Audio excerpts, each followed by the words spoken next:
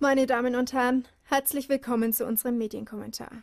Heute geht es um ein umfassendes Gesetz. Уважаемые дамы и господа, добро пожаловать на наш медиакомментарий. Сегодня речь пойдет о широкомасштабном решении, о так называемой резолюции 758, принятой 4 декабря Палатой представителей США. Эта резолюция была предложена как Сенатом США, так и Палатой представителей и подводит правовую основу для войны против России. Историческое голосование 4 декабря, которое, быть может, повлияет на жизнь сотен миллионов людей по всему миру, дает практически свободу действий американскому президенту и главнокомандующему вооруженными силами. На основании этой резолюции президент США Обама может немедленно и без дальнейшего согласия Конгресса вступить в процесс военной конфронтации с Россией. Только благодаря бывшему делегату Конгресса Рону Полу это однозначное объявление войны в форме резолюции вообще попало в свет и представлено общественности. То, о чем ведущие западные СМИ почти полностью умалчивают, Пол называет наихудшим законопроектом всех времен.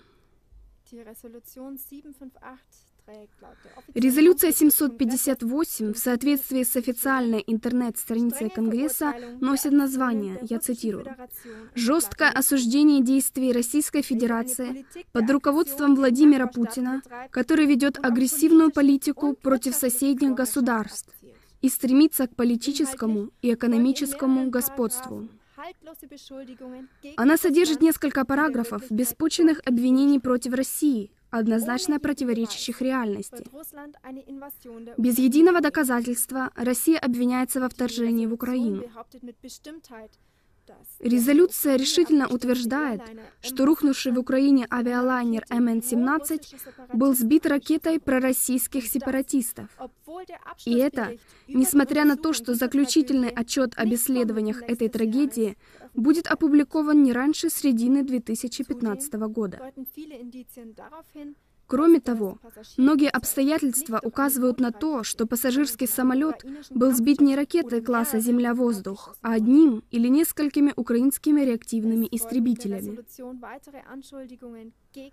Далее в резолюции следует обвинение против подачи новостей российскими СМИ за рубежом, которые якобы искажают общественное мнение.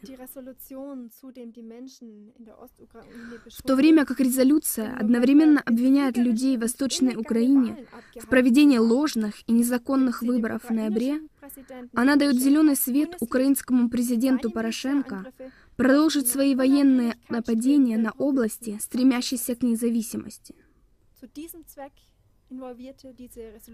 По этой причине резолюция 758 напрямую вовлекает правительство США в конфликт, а именно, она призывает президента Обаму обеспечить украинское правительство смертельной и несмертельной военной техникой, услугами и тренингом, чтобы оно эффективно могло защищать свою территорию и суверенитет.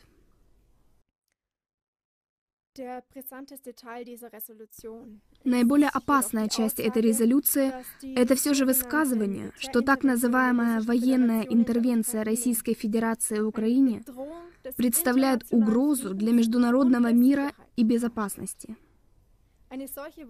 Такой подбор слов не случайен. Это предложение как встроенная капсула с ядом, на основе которой в будущем могут последовать еще более агрессивные резолюции.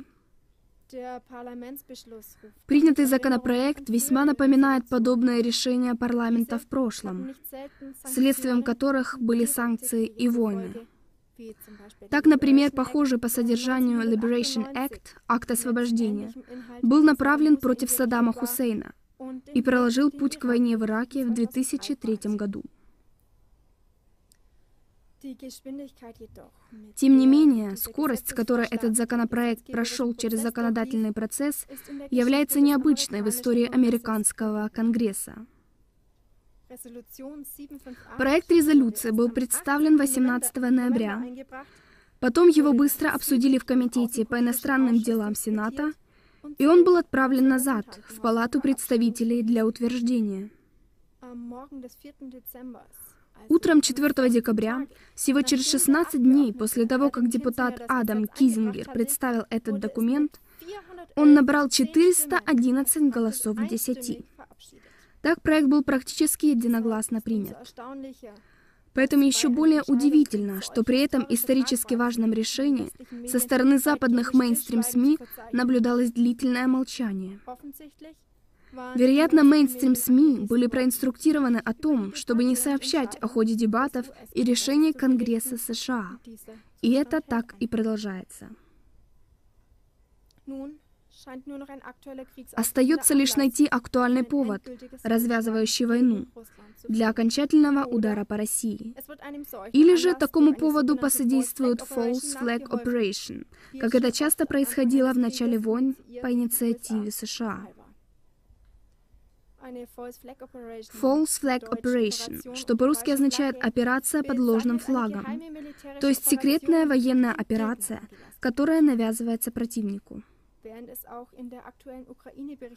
Между тем, как в текущем освещении событий Украины подозрительно тихо, весь мир стоит на опасном перекрестке. Дорогие зрители, спасибо, что также и вы помогаете распространению информации о важных взаимосвязях. Мы с нетерпением ждем встречи с вами на КЛА ТВ.